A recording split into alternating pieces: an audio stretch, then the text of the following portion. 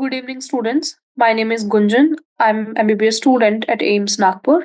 So today we will start chapter number 10 of class 12th biology, microbes in human welfare. We will start with the NCRT exemplar of this particular chapter. Okay. So we have to cover multiple choice questions. इस chapter में 18 multiple choice questions हैं आपके NCERT exemplar में. Then we will start with very short answer type of questions. हम 20 very short answer type of questions करेंगे. उसके बाद short answer type of questions 14 है वो करेंगे. And then 6 long answer type questions है. ठीक है. Approx 2 to 3 sessions में ये वाला chapter cover हो जाएगा. So first let's start with MCQs. These MCQs are very important in the point of view of your NEET exam also. ठीक है, बोर्ड्स प्लस नीट दोनों के पॉइंट ऑफ व्यू से. So you have to listen very carefully what I am telling you. Question number 1, the vitamin whose content increases following the conversion of milk into curd by lactic acid bacteria is. This is very simple question. Question में ये पूछा है कि कौन सा vitamin है जिसका content बढ़ जाता है मिल्क के अंदर. मिल्क से जब कर्ड बनता है, आपका ये मिल्क है, मिल्क से जब कर्ड का फॉर्मेशन होता है, conversion of milk into curd, किसकी हेल्प से होता है ये तो आपको पता ही होगा. लैक्टिक एसिड बैक्टीरिया होता है, लैक्टोबैसिलस नाम का बैक्टीरिया होता है, लैक्टिक एसिड बैक्टीरिया. इसके हेल्प से मिल्क से कर्ड बनेगा. तो क्वेश्चन में पूछा है जब मिल्क से कर्ड बनेगा तो कौन सा ऐसा विटामिन है जिसका अमाउंट बढ़ जाएगा. थोरोली ये याद करने वाला क्वेश्चन है. ठीक है, तो vitamin C, vitamin D, vitamin B12 and vitamin E, 4 vitamin के नाम दे रखे हैं. तो हमारा आंसर है option number C, that is vitamin B12. क्यों है आप राइट स्क्रीन पे देखिए. A small amount of curd added to the fresh milk as inoculum. जब भी हम मिल्क से कर्ड बनाते हैं तो एक छोटा सा अमाउंट ऑफ कर्ड डाला जाता है मिल्क में एज इनोक्यूलम और starter, contains millions of lactic acid bacteria which at suitable temperature multiply, thus converting milk to curd. ठीक है, जब भी मिल्क से कर्ड बनता है, मिल्क से जब भी कर्ड बनता है तो हम एक छोटा सा अमाउंट ऑफ कर्ड डालते हैं जिसके अंदर लैक्टिक एसिड बैक्टीरिया बहुत ज्यादा होता है.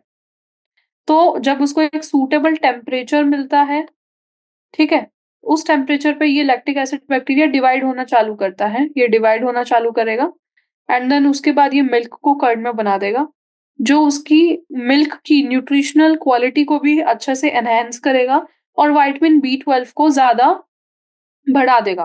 तो ये आपको याद रखना है कि विटामिन B12 ऐसा आपका विटामिन होता है जब मिल्क से कर्ड बनने पे वो बढ़ जाता है. विटामिन सी तो आपने पढ़ा होगा, सिट्रस फ्रूट्स के अंदर होता है. ठीक है, विटामिन डी धूप से मिलता है एंड देन विटामिन B12 है. क्वेश्चन नंबर 2 देखिए, क्वेश्चन नंबर 2 क्या बोल रहा है. Waste water treatment generates a large quantity of sludge which can be treated by. Question number 2 बोल रहा है कि जब वेस्ट वाटर का ट्रीटमेंट होता है तो एक स्लज बनता है लार्ज क्वांटिटी में जिसको फर्दर ट्रीट करते हैं बाय. ऑप्शंस हैं एनारोबिक डाइजेस्टर्स, एनारोबिक डाइजेस्टर्स, फ्लोए, फ्लॉक, केमिकल्स, ऑक्सीडेशन पॉन्ड. तो देखिए, सबसे पहले you have to understand waste water treatment क्या है. उसके लिए एक डायग्राम से समझ लेंगे हम क्या है वेस्ट वाटर ट्रीटमेंट, कैसे किया जाता है, क्या पूरा इसके स्टेप्स होते हैं, प्रोसेस होते हैं. उसके बाद हम देखते हैं कि जब स्लज वेस्ट वाटर ट्रीटमेंट से जो प्रोड्यूस होता है उसको आगे कैसे हम ट्रीट करते हैं. So look at the right screen, there is a diagram that I have put waste water treatment. तो it starts from raw sewage. ठीक है, सबसे पहले गंदा पानी आएगा. गंदा पानी जो आएगा उसको एक प्राइमरी सेटलिंग टैंक में डाल दिया जाएगा. कलेक्शन टैंक रहेगा, कलेक्शन टैंक से प्राइमरी टैंक में उसको ट्रांसफर कर दिया जाएगा. तो इस प्राइमरी सेटलिंग टैंक में क्या होता है, जैसे कि आप डायग्राम में देख सकते हैं, अगर मैं और जूम करूं, ऊपर ब्लू ब्लू दिख रहा होगा, नीचे मिट्टी जैसा कलर दिख रहा होगा. तो सेटलिंग टैंक का मतलब ये है कि जो भी मिट्टी वगैरह होगी वो पानी से बेस में सेटल डाउन हो जाएंगी. उसके बाद जो यहाँ से पानी है उसको एरेशन टैंक में भेजा जाएगा. अब ये जो एरेशन टैंक होता है, इस एरेशन टैंक एरेशन से एयर मतलब यहाँ पे ऑक्सीजन ट्रांसफर होता है और यहाँ पे एरोबिक माइक्रो ऑर्गेनिजम्स होते हैं जो जो भी गंदगी है आपके पानी के अंदर उसको खा जाते हैं ऑक्सीजन मिलने के बाद। तो इसलिए इसको एरेशन टैंक बोला जाता है, ठीक है? एंड उसके बाद सेकेंडरी सेटलिंग टैंक में भेजा जाता है, उसके बाद क्लोरीन ट्रीटमेंट होता है और फिर पानी को ट्रीट करके निकाल दिया जाता है। तो देखिए जो भी गंदगी यहाँ पे सेटल हो रही है, प्राइमरी सेटलिंग टैंक में और सेकेंडरी सेटलिंग टैंक में, सारी की सारी जो गंदगी है वो सब होता है स्लज।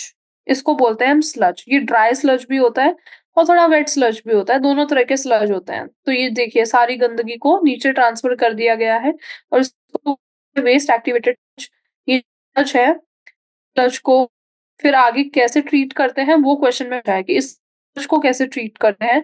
तो आपको ये समझने की ज़रूरत है पूरे आपके प्रोसेस में एरोबिक बैक्टीरियाज़ थे।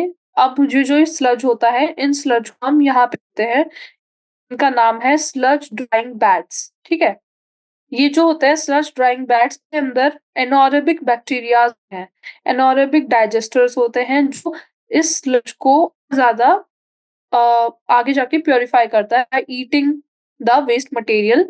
एनारोबिक डाइजेस्टर्स होते हैं जो एनारोबिक ऑर्गेनिजम्स होते हैं वो ईट कर लेते हैं जो भी वेस्ट मटेरियल है उसको और प्योर करते हैं and then we can put it into the treated water.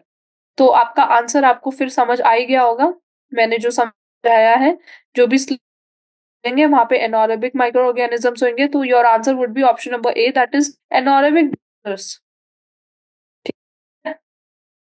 Anaerobic digesters होंगे वहाँ पे हम भेजेंगे। So that would answer. Okay,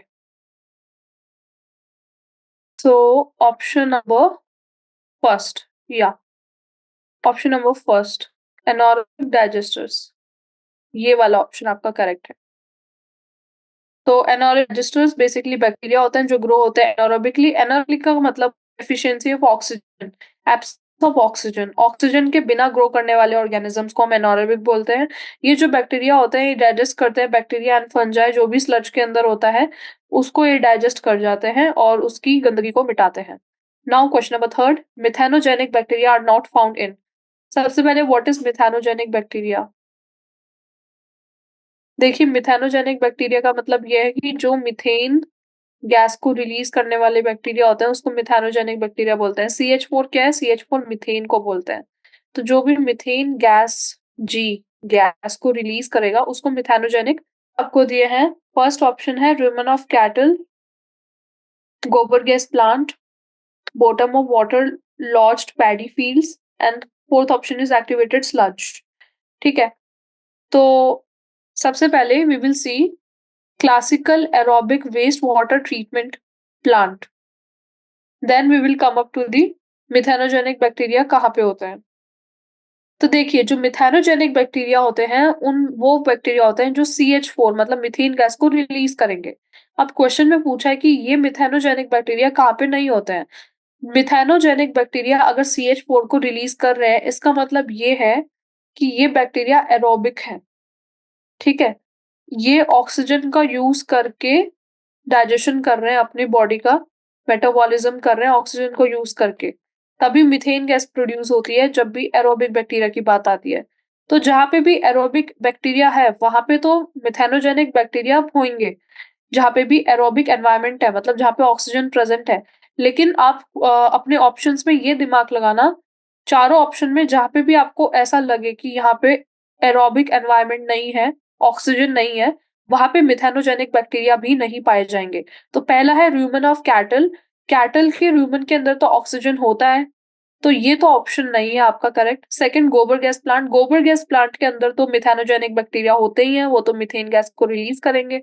bottom of water locked paddy fields, water locked paddy fields के अंदर ऑक्सीजन होती है। फील्ड्स एक्टिवेटेड स्लज, देखिए एक्टिवेटेड स्लज ही है जहाँ पे एनोरोबिक एनवायरनमेंट होता है, जहाँ पे ऑक्सीजन नहीं होता है, इसलिए मिथेनोजेनिक बैक्टीरिया एक्टिवेटेड स्लज में नहीं पाए जाएंगे। That's why your correct answer would be option number 4, that is activated sludge. आप अपने राइट साइड में देखिए मैंने लिखा है activated sludge contains aerobic microbes while methanogens are anaerobic, ठीक है? जो मिथेनोजेंस होते हैं वो एनोरोबिक होते हैं और एक्टिवेटेड स्लज के अंदर एरोबिक होते हैं, जहाँ पे ऑक्सीजन की सप्लाई रेस्ट्रिक्ट या फिर लिमिटेड होती है, ठीक है? तो इसलिए आपका आंसर हो गया ऑप्शन नंबर 4। अब यहाँ पे देखिए classical aerobic waste water treatment का यहाँ पे प्लांट दे रखा है। यहाँ पे देखिए एक्टिवेटेड स्लज भी दिखाया है क्या होता है। तो देखिए जैसे कि पहले बताया था सीवेज का वाटर आएगा, प्राइमरी ट्रीटमेंट होगा, सेटलिंग टैंक में जाएगा, प्राइमरी सेडिमेंटेशन हो गया, यहाँ से वेस्ट निकल गया। फिर सेटल होने के बाद जो भी गंदा पानी होगा उसको हम सेकेंडरी ट्रीटमेंट में भेजेंगे। सेकेंडरी टैंक में भेजने से पहले यहाँ पे ये जो है ये एरेशन टैंक है। ये जो आपको टैंक दिख रहा है, एरेशन टैंक में आपको बबल्स भी दिख रहे होंगे। देखिए ये आपको बबल्स इसलिए दिख रहे हैं क्योंकि यहाँ पे ऑक्सीजन का ट्रांसफर किया गया है, एरोबिक एनवायरनमेंट दिया गया है। तो यहाँ से जो निकलता है ये होता है एक्टिवेटेड स्लज, ठीक है। अब यहाँ से वेस्ट निकल जाएगा एंड फिर उसको सेकेंडरी टैंक में भेजेगा जहाँ पे दोबारा सेपरेशन होगा एंड देन उसको क्लोरीन से ट्रीटमेंट करके यूवी डिसइंफेक्शन करके फाइनल प्रोडक्ट को निकाल दिया जाएगा। तो ये एरेशन टैंक होता है जहाँ पे एक्टिवेटेड स्लज का प्रोडक्शन होता है सेकेंडरी ट्रीटमेंट के जरिए। और यहाँ पे एरोबिक ऑर्गेनिजम्स होते हैं, एओ का मतलब है एरोबिक ऑर्गेनिजम्स, ठीक है। तो मिथेनोजेनिक बैक्टीरिया जो होते हैं वो एनारोबिक होते हैं, ठीक है। ये समझ लीजिए फाइनल आंसर मैं बता रही हूँ, एनारोबिक होते हैं, उनको O2 सप्लाई नहीं चाहिए। और एक्टिवेटेड स्लज के अंदर O2 सप्लाई होता है, बाकी जो है रुमेन ऑफ कैटल वहाँ पे ऑक्सीजन नहीं है, गोबर गैस प्लांट में नहीं है, इसलिए activated sludge would be your right answer. Now question number 4, match the following list of bacteria and their commercially important products. आपको ये फर्स्ट जो कॉलम दिया है उसमें बैक्टीरिया का नाम दिया है, सेकंड कॉलम में आपको जो बैक्टीरिया प्रोड्यूस करते हैं उन प्रोडक्ट्स का नाम दिया है। तो पहला बैक्टीरिया है जिसका नाम है एस्परजिलस नाइगर। तो पूछा है एस्परजिलस नाइगर आपका क्या बनाता है, ठीक है। आपको मैच करना है अपने आंसर्स। तो आपको पूछा है एस्परजिलस नाइगर क्या है और क्या बनाता है। सबसे पहली बात तो जो क्वेश्चन है ये थोड़ा सा गड़बड़ है इस क्वेश्चन में। एस्परजिलस नाइगर बैक्टीरिया नहीं है, फंगस है। अगर आपने अच्छे से 11th क्लास का चैप्टर पढ़ा होगा लिविंग ऑर्गेनिजम्स, तो वहां पे आपने पढ़ा होगा फंजाई, प्रोटिस्टा, मोनेरा, बैक्टीरिया सब। तो Aspergillus is not bacteria, it's a fungus. Question के अंदर गड़बड़ है, क्वेश्चन में लिखा है बैक्टीरिया, भूल जाओ, थोड़ा सा गड़बड़ हो गया। Aspergillus Niger is the fungus and what it produce citric acid. ये याद करना है आपको, सिट्रिक एसिड बनाता है ये।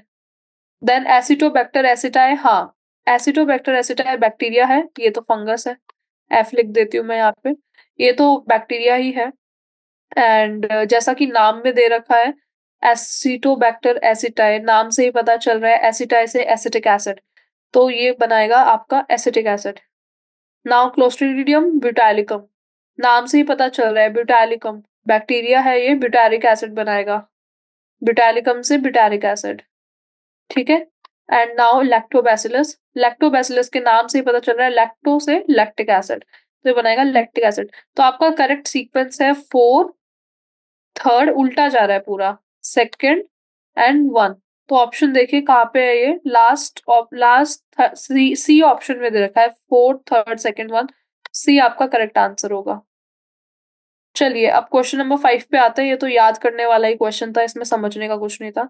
क्वेश्चन नंबर 5 भी मैच द फॉलोइंग है। इसके अंदर बोला है कि ए कॉलम में बायो एक्टिव सब्सटेंस दिए हैं एंड बी कॉलम में रोल दिया है, और आपसे पूछा है कि ये जो बायो एक्टिव सब्सटेंस है ये क्या करेंगे। तो पहला दिया है स्टैटिन।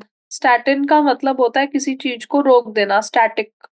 स्टैटिक वर्ड आपने सुना होगा, स्टैटिक वर्ड। स्टैटिक वर्ड का मतलब होता है कुछ चीज को रोक देना, ठीक है। तो स्टैटिन क्या करेगा, किसी चीज को रोकेगा, कम करेगा, है ना। तो फर्स्ट है रिमूवल ऑफ ऑयल स्टेन्स, नहीं। रिमूवल ऑफ फ्लोट्स, नहीं। Lowering of blood cholesterol, yes. कम करेगा, स्टैटिक। रोकेगा, लो करेगा ब्लड कोलेस्ट्रॉल को। ऐसे आप याद रख सकते हो स्टैटिन का फंक्शन। तो that is option number C would be right, lowering of blood cholesterol for statin. Now cyclosporin A, cyclosporin A जो होता है उसका क्या फंक्शन होता है ये पूछा है। ये भी एक बायो एक्टिव सब्सटेंस है और इसका फंक्शन होता है इम्यून सिस्टम में होता है। ये इम्यूनो सप्रेसिव एजेंट होता है, आपके इम्यून सिस्टम को कम कर देता है। तो इसलिए इसका आंसर होगा 4th। नाउ स्ट्रेप्टोकाइनेस, स्ट्रेप्टोकाइनेस जो होता है वो आपके बैक्टीरिया से सब्सटेंस निकलता है, स्ट्रेप्टोकाइनेस। और इसका फंक्शन क्या होता है, इसका फंक्शन होता है ब्लड वेसल से क्लॉट्स को रिमूव करना। जब भी आपका ये ब्लड वेसल है, इस ब्लड वेसल के अंदर मान लो कोई ब्लड का क्लॉट बन गया या फिर आपकी ब्लीडिंग हो गई, कहीं पे आप गिर पड़ जाते हो, खरोच आ जाती है, तो ब्लीडिंग नहीं हो जाती, लेकिन वो ब्लीडिंग कुछ देर के बाद रुक जाती है, यू रिमेंबर? ऐसे क्लॉट बन जाता है, क्लॉग हो जाता है। या फिर आपका एक ब्लड वेसल है, आपका हाई फैट डाइट है और आपके क्लोट्स बनते जा रहे हैं बॉडी के अंदर, ब्लड वेसल्स के अंदर, तो ये जो क्लोट्स हैं इनको तोड़ने का काम, इनको मतलब डिसॉल्व करने का काम जो है वो स्ट्रेप्टोकाइनेस करता है, और ये दवाई भी दी जाती है उन पेशेंट्स के अंदर जिनके बॉडी के ब्लड वेसल्स में क्लोट्स बन जाते हैं। तो स्ट्रेप्टोकाइनेस होगा removal of clots from blood vessels. And last दिया है लाइपेज। लाइपेज क्या है? लिपिड है। लिपिड क्या करेगा ना, ऑयल स्टेन्स को हटाता है आपके कपड़ों से। तो जब भी डिटर्जेंट्स वगैरह होते हैं ना, उनके अंदर लिपिड्स भर-भर के होता है, क्योंकि ऑयल स्टेन्स को हटाने का काम करता है लिपिड्स।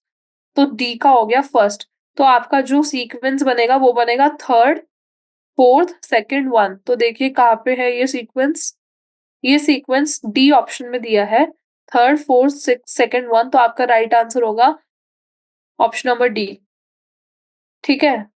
तो थोड़ा-सा एक्सप्लेनेशन मैंने यहाँ पे दिया है। तो लाइपेज जो है वो डिटर्जेंट्स के अंदर काम आता है, जैसा कि मैंने बताया, ऑयल स्टेन को हटाएँगे।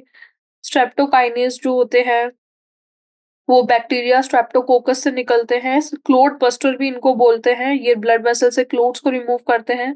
साइक्लोस्पोरिन एक इम्यूनोसप्रेसिव एजेंट है। ये ऑर्गन ट्रांसप्लांट पेशेंट्स के अंदर यूज़ किया जाता है।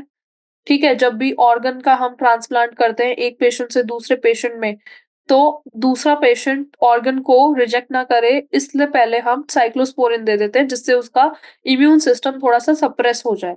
स्टैटिन्स जो होते हैं वो ईस्ट होते हैं, ईस्ट से बनते हैं, और ये ब्लड कोलेस्ट्रॉल लॉवरिंग एजेंट्स की तरह काम करते हैं, कोलेस्ट्रॉल को कम करते हैं स्टैटिन्स। तो that is all about of question number 5। Question number 6 देखिए, the primary treatment of waste water involves the removal of. ये जो क्वेश्चन नंबर है 6, ये वेस्ट वाटर के ऊपर है दोबारा, तो डायग्राम से ही समझेंगे हम, फिर आगे जाके हम देखते हैं क्वेश्चन में क्या पूछा है। क्वेश्चन में पूछा है कि primary treatment of waste water involves the removal of dissolved impurities, stable impurities, tox dissolved impurities, stable impurities, toxic substance and harmful bacteria। तो वेस्ट वाटर के हमने फेजेस पढ़े थे, प्राइमरी, सेकेंडरी, टर्शियरी। तो इसमें प्राइमरी फेज की बात की गई है। प्राइमरी फेज के अंदर हम क्या निकालते हैं? डिसॉल्व इम्प्योरिटीज निकालते हैं, स्टेबल निकालते हैं, टॉक्सिक निकालते हैं, हार्मफुल। अब देखिए डायग्राम से ही पता चल जाएगा आपको, बहुत ही सिंपल सी बात है। ये प्राइमरी ट्रीटमेंट हो रहा है वेस्ट वाटर का। राइट स्क्रीन पे देखिए, यहाँ से गंदा पानी आ रहा है। इस गंदे पानी को प्राइमरी ट्रीटमेंट में प्राइमरी टैंक के अंदर डाला, और इसको हम सेटलिंग टैंक बोलते हैं। प्राइमरी सेडिमेंटेशन नाम का प्रोसेस ये होता है, जिसके अंदर जो भी भारी मिट्टी वगैरह है, जो नीचे टैंक के नीचे जाके सेटल डाउन हो सकती है, वो सेटल डाउन हो जाती है और वो स्लज करके वेस्ट से निकल जाती है। और जो थोड़ा साफ पानी हो जाता है मिट्टी के या फिर इम्प्योरिटीज़ के सेटल डाउन होने के बाद, उसको हम सेकेंडरी ट्रीटमेंट के लिए आगे भेज देते हैं। तो प्राइमरी ट्रीटमेंट के अंदर आप ही बताइए, जब कोई चीज़ सेटल हो रही है मतलब वो स्टेबल है ना? कोई स्टेबल पार्टिकल ही सेटल होता है, अनस्टेबल होगा तो ऊपर तैरेगा। तो आपका राइट आंसर होगा कि स्टेबल पार्टिकल्स को रिमूव करता है प्राइमरी ट्रीटमेंट। तो your best answer would be option number B, that is stable particles. ये चीज मैंने नीचे एक्सप्लेन की है कि primary treatment involves the physical removal of solid particles, है ना? फिजिकल रिमूवल करता है सॉलिड पार्टिकल्स का, large and small, from the sewage through filtration and sedimentation. Through filtration primary treatment involve करता है physical removal of solid particles. Solid particles large and small दोनों हो सकते हैं। फ्रॉम द सीवेज, सीवेज से निकालेगा, physical removal होगा solid particles का। Through filtration and sedimentation, filter करके और सेडिमेंट करके दो प्रोसेस होंगी प्राइमरी ट्रीटमेंट में, जिससे वो निकलेंगे। तो क्वेश्चन नंबर 6 आपका हो गया। Now question number 7। Question number 7 बोल रहा है बीओडी। बीओडी क्या होता है? बीओडी का फुल फॉर्म क्या है? बीओडी का फुल फॉर्म है bio chemical oxygen demand, BOD. ठीक है? Biochemical oxygen demand. तो क्वेश्चन में बोला है biochemical oxygen demand of waste water is estimated by measuring the amount of. तो वेस्ट वाटर का बायोकेमिकल ऑक्सीजन डिमांड बोला है कि कैसे मेजर किया जाता है? क्या क्राइटेरिया लिया जाता है जिससे हम biochemical oxygen demand waste water का मेजर करते हैं? तो पहला ऑप्शन है total organic matter, second biodegradable organic matter, then oxygen evolution and oxygen consumption. तो पहले तो देखिए बायोकेमिकल ऑक्सीजन डिमांड होता क्या है? तो देखिए राइट स्क्रीन पे देखिए, biochemical oxygen demand refers to the amount of the oxygen that would be consumed if all the organic matter in 1 liter of water was oxidized by bacteria। तो बोल क्या रहा है ना, मान लीजिए ये 1 लीटर ऑफ वाटर है, ये कंटेनर है एक, इसमें 1 लीटर ऑफ वाटर है, ठीक है? तो बीओडी क्या होगा ना, ये वो ऑक्सीजन का अमाउंट होगा। इसके अंदर ऑक्सीजन होंगे इस पानी के अंदर कुछ, तो उस ऑक्सीजन का अमाउंट होगा बीओडी, जो कंज्यूम हो जाएगा अगर सारा ऑर्गेनिक मैटर और इस पानी के अंदर ऑक्सीजन भी होगा और ऑर्गेनिक मैटर भी होगा। तो जब इस पानी का सारा ऑर्गेनिक मैटर हम कंज्यूम कर लेंगे, कंज्यूम कौन करेगा? जो भी बैक्टीरिया है वही कंज्यूम करेंगे, है ना? तो जब वो बैक्टीरिया होंगे वो कंज्यूम करेंगे इस ऑर्गेनिक मैटर को, तो कंज्यूम करने के टाइम पे जितनी ऑक्सीजन वो नीड करेंगे, जितना ऑक्सीजन का उनको ज़रूरत पड़ेगा, 1 लीटर पानी के अंदर सारा ऑर्गेनिक मैटर कंज्यूम करने के टाइम पे बैक्टीरिया को जितना ऑक्सीजन का नीड लगेगा, उस ऑक्सीजन की अमाउंट को बोलते हैं बायोकेमिकल ऑक्सीजन डिमांड, मतलब जितनी डिमांड रहेगी। तो नाम से याद रखना, बायोकेमिकल ऑक्सीजन डिमांड, बी से बैक्टीरिया, ऑक्सीजन डिमांड। बैक्टीरिया को जो डिमांड होगी ऑक्सीजन की 1 लीटर पानी के अंदर, 1 लीटर, ये याद रखना, 1 लीटर वाटर का ऑर्गेनिक मैटर साफ करने में, उसको हम बोलेंगे बायोकेमिकल ऑक्सीजन डिमांड। तो क्वेश्चन में बोला है कि हम इसको कैसे मेजर करेंगे? अब आपको अपने आप ही समझ आ जाएगा कैसे मेजर करेंगे। Total organic matter no, only 1 litre organic matter. And BOD तो ऑक्सीजन का अमाउंट कैलकुलेट करता है ना? ऑर्गेनिक मैटर का अमाउंट कैलकुलेट नहीं करता है। तो जहां भी ऑक्सीजन की बात हो रही है ना, वही आपका आंसर होगा। तो ऑक्सीजन इवोल्यूशन भी नहीं है, ऑक्सीजन कंजप्शन जरूर है। तो ऑप्शन नंबर फोर्थ आपका करेक्ट आंसर होगा, क्योंकि यहाँ पे ऑक्सीजन कंजप्शन सीधे सीधे लिख दिया है। तो ये मेजरमेंट होता है amount of oxygen consumption. Question में पूछा ही ये था कि अमाउंट क्या होता है, अमाउंट ऑफ ऑक्सीजन कंजम्पशन ही आपका बीओडी होता है। Now, question number 8, which one of the following alcoholic drinks is produced without distillation? तो इसमें बोल रहा है कि कौन सा अल्कोहलिक ड्रिंक है जो डिस्टिलेशन के बिना प्रोड्यूस होता है। आपको ऑप्शंस दिए वाइन, विस्की, रम, ब्रांडी, ठीक है? तो सारे जो अल्कोहल्स यहाँ पे दिए हैं ना, उन सबका अलग-अलग तरीका होता है प्रोड्यूस करने का, ठीक है? कुछ प्रोडक्शन के अंदर डिस्टिलेशन किया जाता है, कुछ के अंदर नहीं किया जाता है। लेकिन एक बात क्लियर है, जिस चीज़ के अंदर डिस्टिलेशन कर दिया जाएगा, उसमें अल्कोहल का जो कॉन्सन्ट्रेशन है ना, वो बढ़ जाएगा। हाई कॉन्सन्ट्रेशन ऑफ अल्कोहल वाली जो ड्रिंक्स होती हैं, ठीक है? हाई अल्कोहल परसेंटेज वाली जो ड्रिंक्स होती हैं, परसेंटेज में हम कैलकुलेट करते हैं यहाँ पे इसके कॉन्सन्ट्रेशन को, वो सारी ड्रिंक्स के अंदर डिस्टिलेशन होता है। तो वाइन के अंदर इतना हाई, सबसे कम परसेंटेज यहाँ पे वाइन का ही होता है, वाइन का और बियर का भी। इन दोनों ड्रिंक्स के अंदर अल्कोहल परसेंटेज सबसे कम होता है, मतलब इनके अंदर डिस्टिलेशन प्रोसेस नहीं होता है, इसलिए क्वेश्चन में बोला है विदाउट डिस्टिलेशन। तो आंसर तो आपका तय है कि वाइन ही होगा। बाकी विस्की, रम, ब्रांडी सबके अंदर ना अल्कोहल का परसेंटेज हाई होता है। तो परसेंटेज अल्कोहल का हाई है, मतलब यहाँ पे डिस्टिलेशन हो रहा है। तो your right answer would be option number 1, that is wine. And या wine would be your right answer in this particular question. Wine ही होगा आपका राइट आंसर, ठीक है? Option number A. तो wine and beer, right screen पे देखिए, wine and beer are produced without distillation, various whisky, brandy and rum are produced by distillation of the fermented broth. Okay, now आपका question number 9th।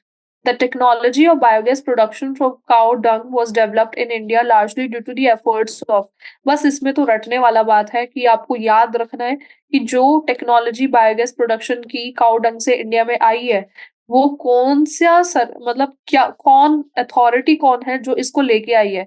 तो आपको options दिए हैं, gas authority of India, oil and natural gas commission, Indian Agricultural Research Institute and Khadi and Village Industries commission, Indian oil corporation. इस question का answer मैं नहीं बताऊंगी, ये क्वेश्चन का आंसर आप ही को पता लगाना पड़ेगा।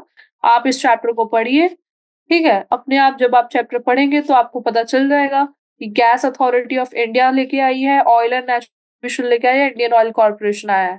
थोड़ा सा हिंट दे देती हूँ मैं आपको, कि काऊ डंग की बात हो रही है ना, बायोगैस प्रोडक्शन की बात हो रही है, मतलब ऑयल का कोई लेना-देना नहीं है। ऑयल एंड नेचुरल गैस पहले ही कट गया। फिर काऊ डंग किससे रिलेटेड है? एग्रीकल्चर से रिलेटेड है। तो अब आपको पता चल ही गया होगा कि आंसर क्या है, ठीक है। आप बस ये समझिए कि कैसे काऊ डंग से बायोगैस प्रोडक्शन होता है।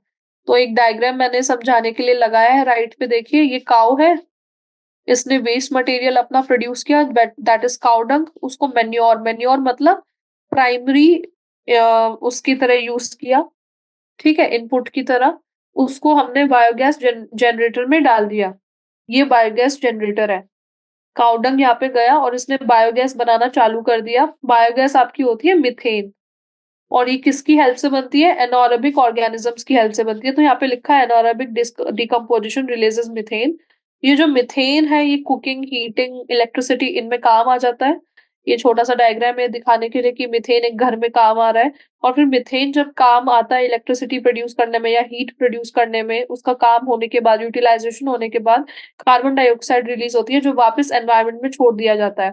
और फिर प्लांट उस कार्बन डाइऑक्साइड को यूज़ कर लेता है फॉर इट्स फोटोसिंथेसिस। तो ऐसे पूरा साइकिल होता है बायोगैस प्रोडक्शन का। और आंसर ठीक है, मैं बता ही दी हूँ। अब Indian Agricultural Research Institute and Khadi and Village Industries Commission, option number C, is the authority who brought this particular technology in India. Question number 10th, the free living fungus Trichoderma can be used for. इसमें लिखा है fungus के बारे में पूछा है। Trichoderma नाम का जो फंगस है वो किस काम का है, ये पूछा है। तो चैप्टर के अंदर सीधे-सीधे लिख रखा है इसके बारे में, ज़्यादा कुछ बताने का तो नहीं है, बट इतना समझ लीजिए। पहले तो ऑप्शन देख लीजिए क्या-क्या है। ऑप्शंस आपका पहला है killing insects, no. Biological control of plant disease, yes. Controlling butterfly caterpillars, no. Producing antibiotics, no. तो your right answer is biological control of plant disease. जो भी आपके पेड़-पौधों को डिजीज़ होती है, उनको कंट्रोल करने के लिए इस फंगस का काम किया जाता है पेस्टिसाइड्स के अंदर, ठीक है? तो पेस्टिसाइड्स नहीं, बेसिकली पेस्टिसाइड तो जैसे इंसेक्ट्स को मारते हैं, लेकिन जो भी प्लांट की अंदरूनी बीमारियाँ होती हैं, उनको कंट्रोल करने के लिए ये फंगस होती है। तो द बायो राइट स्क्रीन पे देखिए, the biological control being developed for use in the treatment of plant disease is the fungus trichoderma. Trichoderma species free living fungi है, मतलब अकेले रहते हैं। रूट के अंदर ये मिलेंगे, जो भी पेड़-पौधों की जड़ें हैं, वहाँ पे ये होते हैं। और ये इफेक्टिव बायो कंट्रोल एजेंट्स हैं, बहुत सारे प्लांट की पैथोजेन्स जो प्लांट के अंदर बीमारियाँ करते हैं, उनको मारने के लिए काफ़ी इफ़ेक्टिव होते हैं, ठीक है? बहुत ही इफ़ेक्टिव ऑर्गेनिज़म्स हैं ये, वहाँ पे काम आते हैं। तो अब हम पढ़ते हैं आपका question number 11th। Question number 11th left screen पे देखिए, 1 सेकंड। हाँ, क्वेश्चन नंबर 11th आपका बोल रहा है what would happen if oxygen availability अटक गया। हाँ, what would happen if oxygen availability to activate sludge flocs is reduced. Activated sludge जो होता है, उसके अंदर हमें कंटीन्यूअसली ऑक्सीजन देनी पड़ती है, ये आपको मैंने डायग्राम के थ्रू बताया था। क्वेश्चन में बोला है अगर इस ऑक्सीजन सप्लाई को हम कम कर दें, ठीक है? कम कर दें तो क्या होगा? और ऑप्शंस आपको क्या दिए हैं? ऑप्शंस आपको दिए हैं, it will slow down the rate of degradation of organic matter. Slow down करेगा रेट ऑफ डिग्रेडेशन। एक्चुअली काम क्या था एक्टिवेटेड स्लज के अंदर ऑक्सीजन देने का, वो थोड़ा समझ लीजिए। दोबारा एक डायग्राम लगाया है यहाँ पे एक्टिवेटेड स्लज का। तो देखिए हो क्या रहा है, राइट स्क्रीन पे देखिए, गंदा पानी यहाँ पे आ रहा था, प्राइमरी टैंक में इसको रखा, प्राइमरी टैंक से सेटलिंग हुआ और फिर बाकी का पानी एरेशन टैंक में भेजा। एरेशन टैंक जो है वहाँ पे ऑक्सीजन का सप्लाई लगातार दिया जाता है, इसलिए इसका नाम भी एयर होता है, एरेशन टैंक। और यहाँ पे एरोबिक ऑर्गेनिजम्स होते हैं जो सारा का सारा ऑर्गेनिक मैटर आपके जो पानी के अंदर है उसको ऑक्सीजन के प्रेजेंस में खा के खत्म कर जाते हैं। वहाँ पे एक्टिवेटेड स्लज जो होता है उसको, यहाँ से जो स्लज प्रोड्यूस हुआ है उसको वापस यहाँ पे डाला जाता है इस एरेशन टैंक के अंदर, जिससे कि उस स्लज की सारी गंदगी ऑर्गेनिक मैटर वो बैक्टीरिया खा जाए। अब क्वेश्चन में बोला है कि अगर यहाँ पे ऑक्सीजन का सप्लाई कम कर दें, तो इस एक्टिवेटेड स्लज पे क्या इफ़ेक्ट पड़ेगा? तो देखिए, बहुत ही बेसिक और कॉमन सेंस की बात है, अगर ऑक्सीजन का सप्लाई कम करेंगे तो कम एनर्जी प्रोड्यूस होगी बैक्टीरिया के पास, और बैक्टीरिया के पास अगर कम एनर्जी प्रोड्यूस होगी, तो वो जो इम्प्योरिटीज़ जो उनका रेट था पहले, जिस स्पीड के साथ वो ऑर्गेनिक मैटर को खत्म कर रहे थे, वो कम हो जाएगा, है ना? कम देंगे तो कम हो जाएगा। तो फर्स्ट ऑप्शन देखिए यही बोल रहा है, it will slow down the rate of degradation of organic matter, which is correct. The centre of flocs will become anoxic which could cause death of bacteria. नहीं, डेथ ऑफ बैक्टीरिया नहीं होगा, तो कम करने से नहीं होगा, खत्म करने से हो सकता है, वो भी आफ्टर सर्टेन टाइम, पर यहाँ पे तो कम करने की बात की है। फिर सी है, flocs would increase in size as anaerobic bacteria would grow around फ्लॉक्स।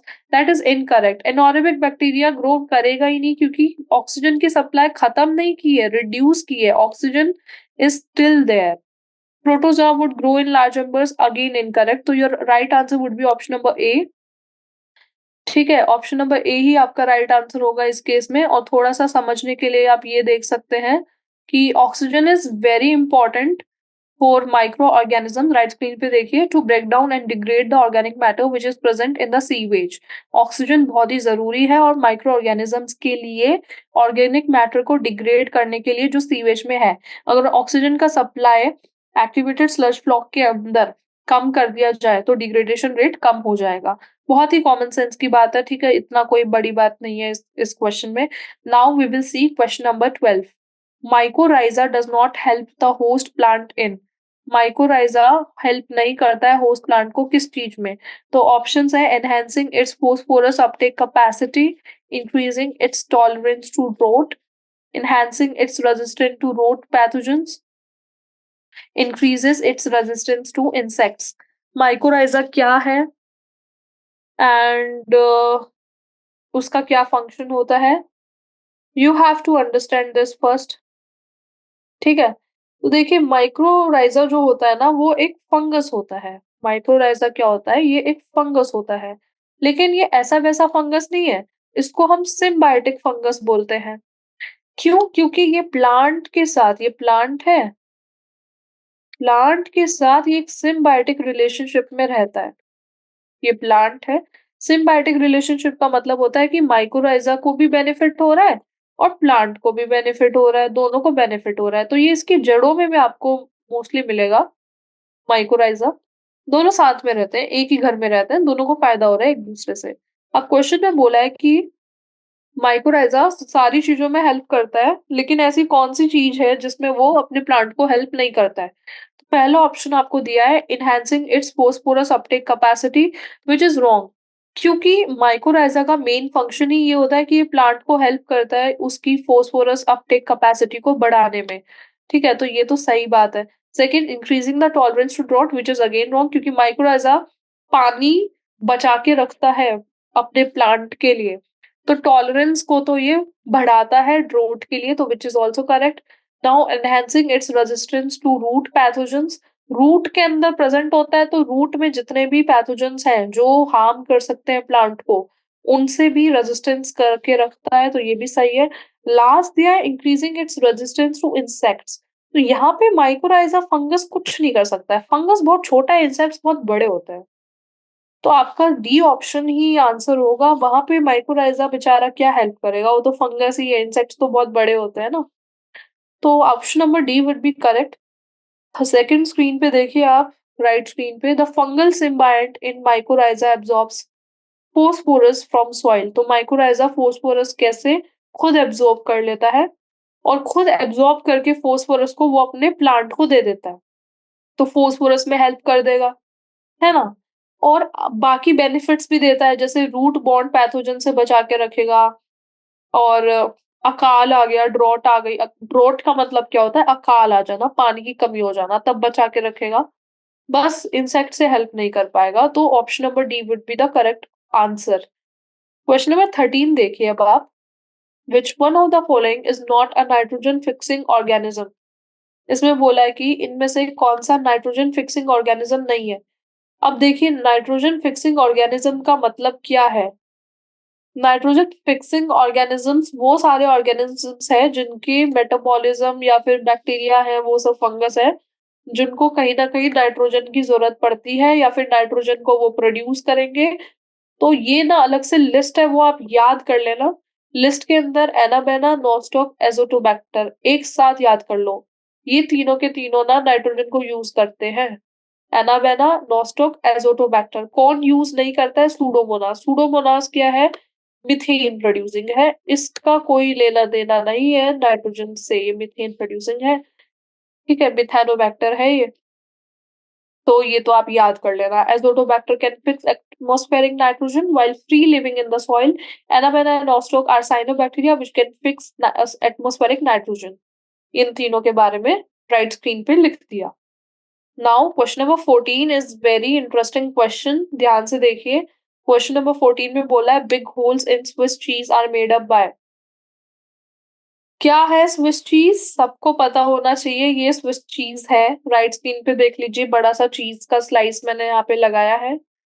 आपने कहीं तो ये देखी होगी, याद करिए। बचपन से आप देखते आए हैं स्विस चीज।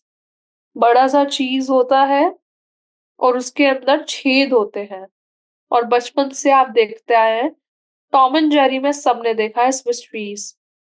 जो जेरी होता है वो, उसको चीज बहुत पसंद है, स्विस चीज, और वो चुराता है टॉम से, ठीक है। तो ये होती है स्विस चीज। अब स्विस चीज का भी ना साइंस है। क्या बायोलॉजी है, क्या साइंस है? इसमें ये पूछा है कि स्विस चीज के अंदर जो छेद होते हैं ना बड़े बड़े, जैसे आपको ये बड़े बड़े होल्स दिख रहे हैं, ये होल्स कैसे बन जाते हैं? आप साइंस के स्टूडेंट हो, आपको ये पता होगा कि छेद जब भी किसी मैटर में बनेगा, मतलब वहां पे गैस की बात आएगी। ठीक है, साइंस के स्टूडेंट है तो इतना तो आपको पता होना ही चाहिए कि गैस कुछ ना कुछ यहाँ से निकल रही है, जो छेद के जरिए बाहर आ रही है और छेद बन रहे हैं। तो ऑप्शंस में मशीन तो करेक्ट नहीं है, मशीन तो गलत हो गया। सेकंड ऑप्शन है bacterium that produces methane gas. अब गैस प्रोड्यूस हो रही है, पर कौन सी हो रही है ये आपको याद करना है। थर्ड ऑप्शन है a bacterium producing a large amount of carbon dioxide, and fourth option है fungus that releases a lot of gases during its metabolic activities। Fungus की तो बात नहीं है, स्विस चीज तो बैक्टीरिया की हेल्प से बनता है। कौन सा गैस है ये याद रख लेना, CO2 गैस है। ठीक है, ये याद रख लेना। CO2 गैस रिलीज करते हैं बहुत ज्यादा अमाउंट में, तब जाके स्विस चीज बनता है। ऑप्शन नंबर सी आपका करेक्ट है। और बैक्टीरिया का नाम है प्रोपियोनी बैक्टीरियम शर्मनाए। क्या नाम है? याद रख लो नाम। Propionibacterium P, shermanii S. Propionibacterium shermanii. तो सेकंड स्क्रीन पे देखिए, चीज के ऊपर मैंने लिखा है the large holes in Swiss cheese are due to production of a large amount of CO2 by a bacterium named propionibacterium shermanii. Now question number 15। Question number 15 क्या बोल रहा है? The residue left after methane production from cattle dung is. यहाँ पे cattle डंग biogas production की बात आई है। ठीक है, बायोगैस क्या है? मीथेन गैस है। तो देखिए डायग्राम देखिए, ये कैटल डंग यहाँ से आ रहा है मैन्योर के अंदर। ठीक है, अब ये बोला है कि यहाँ पे तो काउ डंग आ गया बायोगैस जनरेटर में, मीथेन गैस भी प्रोड्यूस हो गई, लेकिन कुछ तो रेजिड्यू बच जाएगा ना इसके अंदर काउ डंग का। यहाँ से मीथेन गैस प्रोड्यूस होके अपना काम कर देगी, CO2 बन के वापस आ जाएगी, लेकिन सारा डंग तो नहीं हो जाएगा यूज, कुछ डंग बच जाएगा, रेसिड्यू है ना, गैस के प्रोडक्शन के बाद। तो बोला है कि उस रेसिड्यू लेफ्ट ओवर का क्या होता है? क्या उसको जला दिया जाता है? फर्स्ट ऑप्शन पे लिखा है बर्ट। क्या उसको लैंड के अंदर गड्ढा खोद के बंद कर दिया जाता है, मतलब जमीन के अंदर दफना दिया जाता है गड्ढा खोल के? क्या उसको दोबारा यूज करते हैं? यूज एज अ मैन्योर का मतलब है दोबारा यूज करना। एंड क्या इसको सिविल कंस्ट्रक्शन में यूज किया जाता है? तो देखो, कर तो तीनों चीज सकते हैं, पर बेटर क्या है करना, वो है सी। दोबारा यूज करेंगे तो और एनर्जी प्रोड्यूस होगी। तो आंसर आपका होगा सी, कि ये जो यहाँ से काउ डंग आ रहा है, जब गैस बन के निकल जाती है तब भी जो बचा हुआ डंग होता है, उसको हम दोबारा मैन्योर की तरह यूज करते हैं। मैन्योर वर्ड याद रखना, ठीक है। तो आपका ऑप्शन नंबर सी होगा करेक्ट। तो the spent slurry is removed through another outlet and may be used as manure। कि यहाँ पे एक दूसरा आउटलेट है, यहाँ पे एक आउटलेट होता है, इस डायग्राम में दे नहीं रखा, यहाँ से निकाला जाता है रेसिड्यू को और दोबारा से यहाँ से डाला जाता है मैन्योर की तरह। मैन्योर मतलब एक इंग्रेडिएंट की तरह डाला जाता है, ठीक है? Ingredient for biogas production. अब देखिए क्वेश्चन नंबर 15 तक हम कर लिए हैं। क्वेश्चन नंबर 16 पे आइए। क्वेश्चन नंबर 16 बोल रहा है methanogens do not produce. Methanogens की बात की है। पहली बात तो मिथानोजेंस क्या होते हैं? मिथानोजेंस ऐसे बैक्टीरिया होते हैं जो मीथेन गैस का प्रोडक्शन करते हैं, मीथेन गैस, उसको मिथानोजेंस बोला है। और क्वेश्चन में पूछा है कि मिथानोजेंस सब प्रोड्यूस करता है, क्या प्रोड्यूस नहीं करता है? तो देखिए मीथेन तो प्रोड्यूस करेगा। मीथेन के साथ ना ये लोग H2S भी प्रोड्यूस करता है जो हाइड्रोजन सल्फाइड होता है। तो H2S भी प्रोड्यूस करेगा और CO2 भी प्रोड्यूस करते हैं, CO2 भी प्रोड्यूस करता है। क्या प्रोड्यूस नहीं करता है ये? ऑक्सीजन। ऑक्सीजन प्रोड्यूस नहीं करता है। मिथानोजेंस वैसे भी मोस्टली एनारोबिक होते हैं, ऑक्सीजन से इनका कोई लेना-देना नहीं होता है। तो ऑक्सीजन ही आपका आंसर होगा, ठीक है? मोस्टली एनारोबिक होते हैं, ये मोस्टली बोला है मैंने, सबका नहीं बोला है। तो याद रखना। तो certain bacteria which grow anaerobically on cellulosic material produce a large amount of methane. Anaerobically grow होते हैं ये सेल्यूलोजिक मटेरियल में बहुत ज्यादा amount of methane gas produce करते हैं along with CO2 and H2. These bacteria are collectively called methanogens. इनको हम methanogens बोलते हैं और ये ऑक्सीजन प्रोड्यूस नहीं करते हैं। क्वेश्चन नंबर 17 पे आ जाइए, 16 तक हो गया है। क्वेश्चन नंबर 17 जो है वो बोल रहा है कि activated sludge should have the ability to settle quickly so that it can. Activated sludge जो बना उसके पास एबिलिटी होनी चाहिए टू सेटल क्विकली, जल्दी से सेटल होने की, जिससे कि it can rapidly pumped back from sedimentation tank to aeration tank. First option दिया है आपको, rapidly pump back from the sedimentation tank to aeration tank. Absorb pathogenic bacteria present in the wastewater while sinking to the bottom of the settling tank. Third option है be discarded and anaerobically digested. Fourth option है absorb colloidal organic matter. तो देखिए जो आपका aeration tank है, कहाँ गया diagram, ये रहा। हाँ, तो ये जो आपका एरेशन टैंक है ना, इसके अंदर होता है एक्टिवेटेड स्लज और ऑक्सीजन का यहाँ पे सप्लाई होता है और एक्टिवेटेड स्लज का ऑर्गेनिक मैटर क्लियर होता जाता है बैक्टीरिया के हेल्प से। अब हो क्या रहा है, कुछ ऐसी इम्प्योरिटीज भी होती है इसके अंदर जो सेटल डाउन हो जाती है। तो क्वेश्चन में बोला है कि जो एक्टिवेटेड स्लज बन गया वो भी ऐसा होना चाहिए कि तुरंत सेटल डाउन हो जाए। क्यों? पर ऐसा क्यों होना चाहिए? क्योंकि देखिए अगर एक्टिवेटेड स्लज बनने के बाद तुरंत नीचे जाके बैठ गया तो with no time it can retransfer. दोबारा इसको हम एरेशन टैंक में ट्रांसफर कर सकते हैं अच्छे से, और दूसरे राउंड को जैसे फर्स्ट राउंड में प्योर हुआ, सेकंड राउंड के लिए भेजा प्योर करने के लिए, तो और अच्छे से प्योर हो जाएगा ना। तो इसलिए तुरंत सेटल डाउन हो जाना चाहिए जिससे कि ये दोबारा से पंप किया जा सके। सेडिमेंटेशन टैंक, ये सेडिमेंटेशन टैंक है, यहाँ से एरेशन टैंक में दोबारा से अच्छे से पंप किया जा सके, ठीक है? क्विकली पंप किया जा सके, इसलिए it should have the ability to settle down quickly, rapidly pump back from sedimentation tank to aeration tank. तो your right answer would be option number A, rapidly pump back from sedimentation tank to aeration tank. अब इसका थोड़ा सा explanation भी समझ लीजिए, थोड़ा सा तो मैंने लिखा है इसके बारे में भी। तो a small part, ये देखिए, a small part of the activated sludge is pumped back into the aeration tank to serve as the inoculum. थोड़ा सा activated sludge का part एरेशन टैंक में भेजा जाता है इनोकुलम की तरह यूज करने के लिए। इनोकुलम क्या होता है? इनोक्यूलम, ये याद रखो, इनोकुलम क्या होता है? इनोकुलम भी एक तरह से इंग्रेडिएंट का काम करता है। IN से इनोकुलम, IN से इंग्रेडिएंट, जिससे जो ऑर्गेनिजम्स होते हैं वो एक्टिवेट हो जाते हैं, एरोबिक ऑर्गेनिजम्स, और काम अपनी पूरी रफ्तार से चालू कर देते हैं करना। तो remaining major part of the sludge is pumped into large tanks called anaerobic sludge digesters.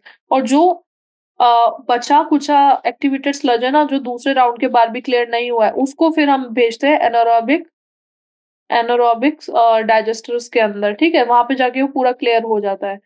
तो ये आपको याद रखना है। नाउ हम लास्ट क्वेश्चन पे आ गए हैं एमसीक्यूज के, ठीक है? अब we are done with till question number 17, now it's last question. Match the items in column A and column B. Match the following है, अगेन वेरी सिंपल, ठीक है। अब आपको इसके अंदर कॉलम ए के अंदर कुछ ऑर्गेनिजम्स दिए हैं, कुछ पार्ट दिए हैं, उनको मैच करना है आपको कॉलम बी से। दोनों में कुछ-कुछ तो दिया है। फर्स्ट है लेडी बर्ड। लेडी बर्ड क्या है? लेडी बर्ड एक बर्ड का नाम है, ठीक है। लेडी बर्ड का क्या फंक्शन है वो पूछा है। तो लेडी बर्ड किसको बोलते हैं? लेडी बर्ड मेथानोबैक्टीरियम को बोलेंगे। Lady bird is not the bird, mind me. Lady bird एक इंसेक्ट का नाम है, तो किसका नाम है? एफाइड्स का नाम है। ऑप्शन नंबर सी, ये याद रखना है। माइकोराइज़ा एक फंगस है, बताया था प्लांट के साथ सिम्बायोटिक रिलेशनशिप में रहता है, ठीक है? तो कौन से प्लांट के साथ रहता है? ग्लोमस प्लांट के साथ रहता है। फोर्थ, बायोलॉजिकल कंट्रोल कौन करता है? ट्राइकोडर्मा करता है या फिर मिथाइनोबैक्टीरियम करता है? ऑफ कोर्स ट्राइकोडर्मा नाम का फंगस होता है जो biological control of plant disease करता है, ये भी ऊपर पढ़ा था। बायोगैस कौन प्रोड्यूस करता है? मीथेन प्रोड्यूसिंग बैक्टीरिया प्रोड्यूस करते हैं, तो ऑप्शन नंबर फर्स्ट मिथाइनोबैक्टीरियम। तो आपका सीक्वेंस बनेगा 4 सेकंड 4 थर्ड सेकंड 1। नीचे से ऊपर की तरफ सीक्वेंस आएगा, तो कहाँ पे दे रखा है? 4th। नहीं, सीक्वेंस आपका फर्स्ट लेडी बर्ड का 3rd था, not 4th। I am sorry, my mistake. Lady bird का 3rd था एंड सेकंड का 4th था। तो पहले आएगा 3rd, फिर आएगा आपका 4th, फिर आएगा 2nd एंड फिर आएगा 1। तो 3rd, 4th, 2nd, 1 कहाँ पे है? ये सेकंड ऑप्शन में दे रखा है। 3rd, 4th, 2nd, 1, तो आपका सेकंड ऑप्शन करेक्ट ऑप्शन होगा। तो देखिए, ladybird and dragonflies are useful to get rid of aphids and mosquitoes, ठीक है। एफाइड्स नाम के जो छोटे छोटे इंसेक्ट्स होते हैं उनसे लेडी बर्ड हेल्प करता है to get rid of. Many members of the genus Glomus form mycorrhiza. A biological control being developed for use in the treatment of plant disease is the fungus Trichoderma. Methanogens bacterium produce biogas। ये तो पता ही है कि मेथानोजेंस नाम का जो bacteria होगा वो बायोगैस को प्रोड्यूस करेगा, ठीक है। That we already know. तो now students, we are done with MCQs, ठीक है। अब हम very short answer type of questions देखते हैं, जितना टाइम बचा है उसमें। तो फर्स्ट जो क्वेश्चन है वो है, why does Swiss cheese have big holes? Again Swiss cheese का diagram, you remember Tom and Jerry, उसमें स्विस चीज रहता था। तो ये वाला क्वेश्चन ऊपर सेम आया था, I will show you here. यहाँ पे भी यही पूछा था कि स्विस चीज के जो बड़े बड़े होल्स होते हैं वो कैसे बनते हैं। तो हमने एक बैक्टीरिया का नाम लिया था जो CO2 को प्रोड्यूस करता है। बैक्टीरिया का नाम था प्रोपियोनिबैक्टीरियम शर्मनाई। वही आप लिख के आना, एक छोटा सा स्विस चीज का क्यूट सा डायग्राम बना देना। You can write, a bacteria called propionibacterium shermanii produce a large amount of carbon dioxide during fermentation. This is the reason for big holes and Swiss cheese, ठीक है। Fermentation के दौरान ये जो बैक्टीरिया होता है ये बड़े-बड़े होल्स बना देता है। तो इस वजह से आपका स्विस चीज़ जो होता है उनके अंदर बड़े-बड़े होल्स हो जाते हैं। तो that is the reason for your Swiss cheese. Now question number 2, what are fermenters? अब यहाँ पे फर्मेंटेशन की बात आई थी कि प्रोपियोनिक बैक्टीरियम जो होता है वो कार्बन डाइऑक्साइड को प्रोड्यूस करता है ड्यूरिंग फर्मेंटेशन। तो this is the reason for big holes. तो फर्मेंटेशन क्या है और फर्मेंटर्स कौन होते हैं? तो फर्मेंटर्स क्या है? Very large vessel which are used for industrial scale fermentation is called fermenters. Fermentation का मतलब you have to understand first, उसके बाद फर्मेंटर्स तो वही हैं जो फर्मेंटेशन करते हैं, ठीक है। तो फर्मेंटेशन क्या होता है? फर्मेंटेशन एक ऐसा केमिकल चेंज है जिसके अंदर खाना या फिर पानी ईस्ट और बैक्टीरिया की हेल्प से बबल्स वगैरह बना लेता है। और अल्कोहल, बेसिकली अल्कोहल जब बनता है तो उस प्रोसेस को हम बोलते हैं फर्मेंटेशन ऑफ शुगर्स। हम शुगर का फर्मेंटेशन करते हैं जिससे अल्कोहल रिलीज होता है, ठीक है। और ये किसकी हेल्प से होता है? ये ईस्ट या फिर बैक्टीरिया की हेल्प से होगा। ईस्ट या फिर बैक्टीरिया की हेल्प से होगा कि शुगर अल्कोहल बनाएगा। Alcohol, alcohol, okay. तो इनको हम फर्मेंटेशन बोलेंगे। तो बड़े-बड़े ना वेसल्स होते हैं जो फर्मेंटेशन करते हैं, बड़े-बड़े वेसल के अंदर ये सब होता है। तो इन वेसल्स का नाम होता है फर्मेंटर्स। तो वेरी शॉर्ट है तो वन लाइन आंसर ही होगा, तो this answer is correct. Very large vessels which are used for industrial scale fermentations are called fermenters. Okay. Now, question number third, name a microbe used for statin production. How do statin lower medical blood cholesterol level? Statins हमने ऊपर भी पढ़े थे. Statins क्या होता है? ये आपकी ब्लड वेसल्स होती है.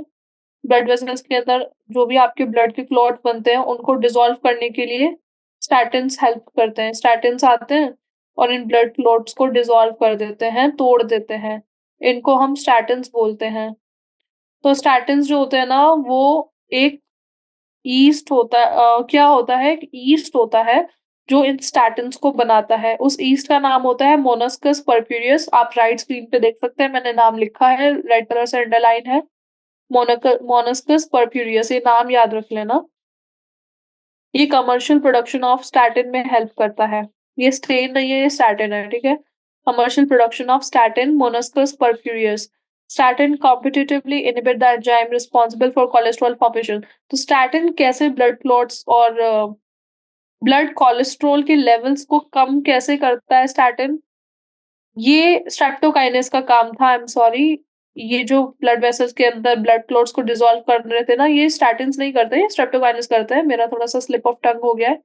This is a work of streptokinase, not statins. Statins का काम क्या होता है ना, जो ये स्टैटिन्स होते हैं, ये ब्लड कोलेस्ट्रॉल के लेवल्स को कम करते हैं, लिखा भी है. तो क्वेश्चन में पूछा है कि कैसे, हाउ? कैसे करते हैं?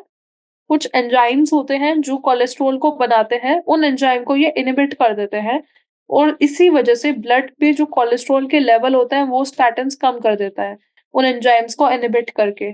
और कौन-सा ईस्ट है जो स्टैटिन बनाता है? वो है मोनस्कस परफ्यूरियस. ये आप याद रख लेना. So, okay, students, now this is it for today.